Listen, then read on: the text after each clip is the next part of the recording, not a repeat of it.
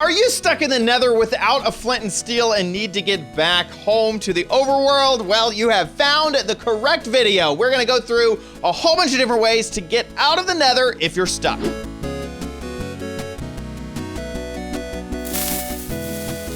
So here we are inside of Minecraft, and this is the problem we're trying to fix. Got a portal. It's a full portal. We don't need obsidian or anything like. Ouch! Ow! That's rude. Who did that? There's a very mean Blaze right over there. I doubt that I can hit him from over here. Okay, we're just gonna move over to the other side of the portal. This is obviously the issue. How do we fix it? Well, the first solution to get out of the nether may be the one that you actually don't want to do the most. For this character, as we see him, it wouldn't really be that big of a deal, specifically because of the fact that there are no levels on this character. You may have guessed where I'm going. You're going to have to kill yourself. No. It's okay, kill yourself in order to get out of the nether. All you have to do is have a way to store what you currently have on your body. So we're just gonna go ahead and make up a chest. There we go. Throw it on, hopefully near your current portal. Take all of our things out of our inventory and then stash all of it into the chest and then just jump out of the nether. Jump off of, we happen to be on an island. Just kill yourself. Goodbye, cruel world. Okie dokie, and then you'll respawn, obviously, in the overworld wherever your bed was last. I happen to be recording this video, so there's a portal right in front of me, obviously. Then, when you jump back through the portal, if there isn't another portal on the other side that is lit, the game will create one for you. And now you just have to, hopefully that's close to where your other portal is. Get out of here, Ghast. Or you can go find your other portal if it doesn't happen to be next to the one that you were at before. Rude. Just to show you this portal, if I was to break it, I switched to creative mode. And then I was to kill myself. And then I was to go back through the portal in the overworld. Jumping back through. It creates a new portal, and that is the original portal that I had.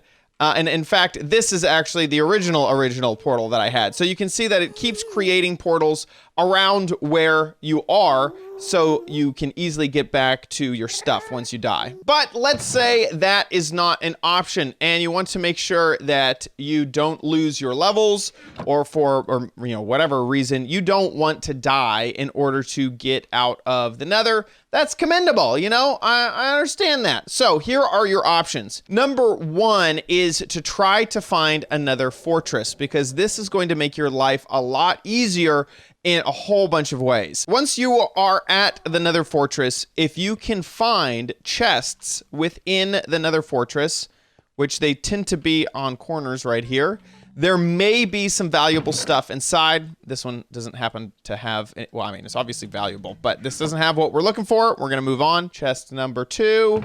Aha, iron ingots. So this is 1/2 of the puzzle. Obviously you need flint and steel, and there is gravel in the nether. So you can harvest gravel in order to get flint and steel, but still there's one easier option if we get lucky. Here's another one. Ah, we got lucky. So this one has a full flint and steel available to you inside of this chest. I got a few chests. This is all the loot I got inside of them. I got 3 iron ingots. These could be helpful to make a bucket if you don't already have one, for a tip that I'll give you in the future. But you can find full flint and steel inside of a nether fortress. But let's say that, sure, you know where a nether fortress is, but you have looted that thing long ago, so there is absolutely no flint and steel inside of any of the chests. Well, another fortress can still be useful to you as long as mobs are still spawning there. So make sure you break all the torches to make sure that mobs continue to spawn. What you are going to be collecting from these mobs are hopefully some coal from the wither skeletons and a blaze rod from the blazes. I think I just killed my only wither skeleton. Did he die? Yeah, he's dead. Dang it, I need another wither skeleton. Die. Nice. Okay, we got the blaze rod. Now we need the coal. Now we didn't happen to find any coal anywhere, but I also happen to have oak logs. If you happen to have oak logs, you can obviously change those into charcoal as long as you have a furnace. So that is also an option. I'm gonna just keep looking for a wither skeleton just to kind of show you the process. Here's one. Okay, hopefully we get lucky with him. Wither skeletons have a 1 in 3 chance of dropping a piece of coal. So if luck holds out, you'll only have to kill 3 of them. Well, that doesn't look like my luck held out. 1. I do realize this is technically my 3rd because the first one fell into the lava. So maybe, ow, dang it, he dropped a bone. I need coal. Got another one. Oh, there we go. So we got some coal. So now we have 2 pieces to our puzzle, which includes 3 items. So the next thing that you have to do is kill a few ghasts. So I've gotten to an area that has some nice land underneath me because we definitely want to be able to capture whatever this ghast drops. And so if you can, that would be, ow. Can we return this to Cinder? No, we didn't. And yeah. Ah, we missed. Ha. There we go. Get him! Oh, man. There we go. Okay, well, he died. And I'm dying. Let's see what he dropped.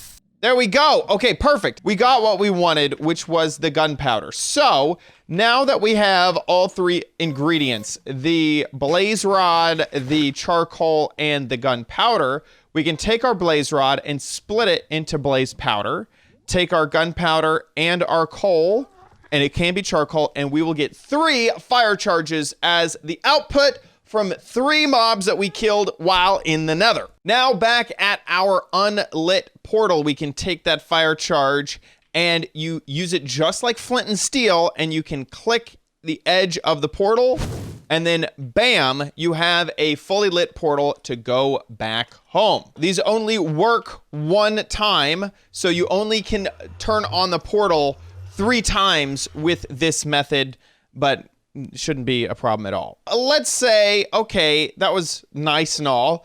I feel very accomplished. I killed lots of mobs in the nether in order to do that, but maybe you're in a bit more of a hurry. If you happen to have a bed in your inventory or anything that can make a bed, you can place that down next to the portal, and we're gonna set it down right there. Stand far away, and if you really want to, you can create a little bit of a barrier wall for yourself, and make sure that you don't get too much blast, and click it, and it will explode, causing fire all around, and that bed has the chance of igniting the portal with this fire. So if any fire showed up inside of that portal frame, then it will light the portal. Okay, let's say you don't have a bed or bed making materials.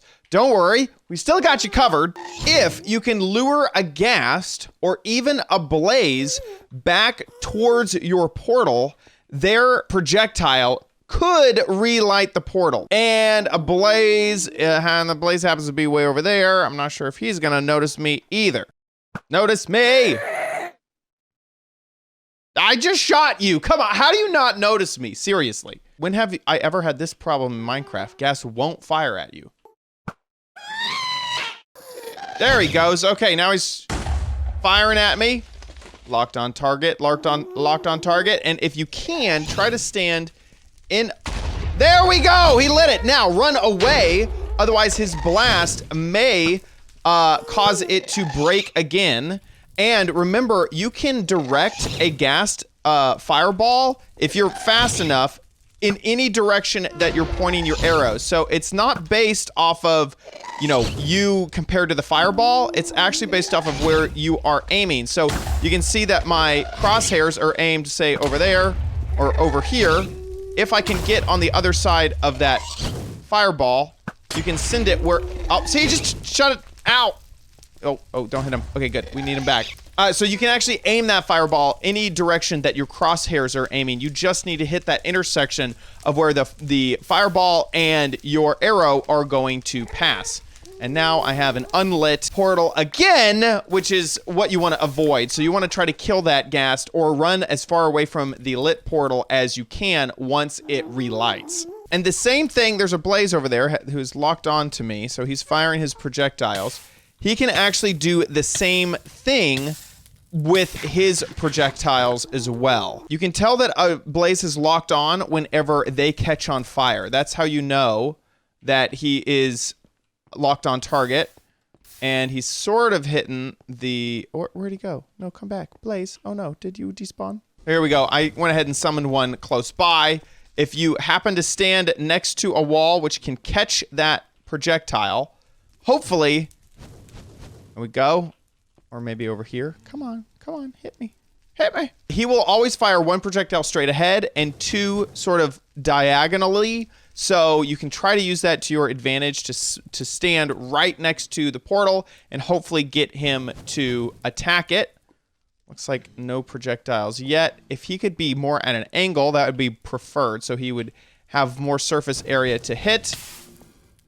I wish if I was caught on fire, I could just run in here and just stand like, hey, I'm on fire, my friend. I may try to hit him that direction. That way he has more of the portal to attack. No, nothing yet. You really do want to kind of move out of the way so that he will hopefully hit the block instead of you. This is a stormtrooper of blazes. Oh my gosh. If I was on the other side of this block. There we go. Get some height on you. Nice! He lit it! There we go. So then we want to make sure to move out of the way. And thanks for lighting that portal and all, but time to die. Now it is lit using a blaze. But let's say ghast and blaze, that's out of the picture. Maybe your portal is in a location that is just really not going to get any ghasts or blazes. Are you okay? I was like, if you light that portal, when I tried so hard to get you to light the other portal, I'm going to be very upset. So maybe you're in a sort of cave-like situation where your portal really is not going to be seen easily by other blazes or by ghasts, or if you happen to be really far away. Blazes will spawn only in nether fortresses. Ghasts will spawn anywhere in the nether, but if you happen to be in an area that's just not good for ghasts, this next tip is for you. Like in this type of situation where the portal has spawned inside of an area that really we're not going to get any ghasts over here. So what you need to look for is lava. In fact, I think I just saw a drop of lava on the ground here. Did I? There it is. Hello lava. So I happen to have a bucket, but if you don't have a bucket, hopefully you can move your portal to closer to lava. Maybe you have a diamond pick. If you don't happen to have a diamond pick and you don't happen to have a bucket of lava, you're going to need to get very creative. Remember, lava can flow. So I do know that there's a lava source right above that block, and lava will flow just like water. In the overworld, lava will only flow 3, but in the nether, it can flow 7 blocks. So that should be the lava source block. This should be able to be broken. The lava comes this way. It will flow. And there we go. That is the 7th block. And it will continue to flow over. That one happens to be already kind of set down. So what we can use is use this to our advantage to get a source of fire. And if you happen to have anything in your inventory that burns, you can use that to relight the fire. I'm going to go down the list of things that are flammable that you could use in this situation. I'm going to go down the list of items that are flammable, so any of these will be useful in this next tip.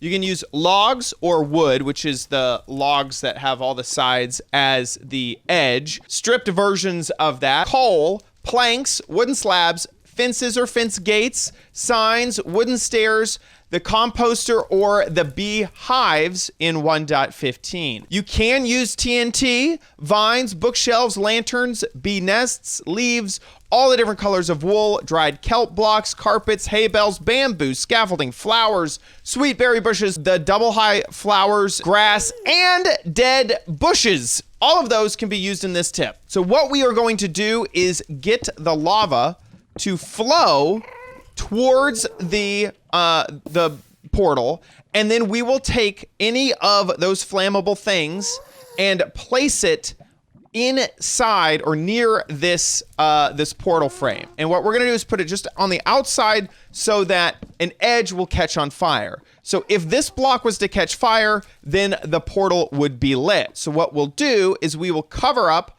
all of the other sides of this block. There we go. And that way this block will catch on fire. So this whole space will catch on fire, lighting our portal. Now here's how lava will work when it comes to catching things on fire. Let's say that this orange block is our lava block.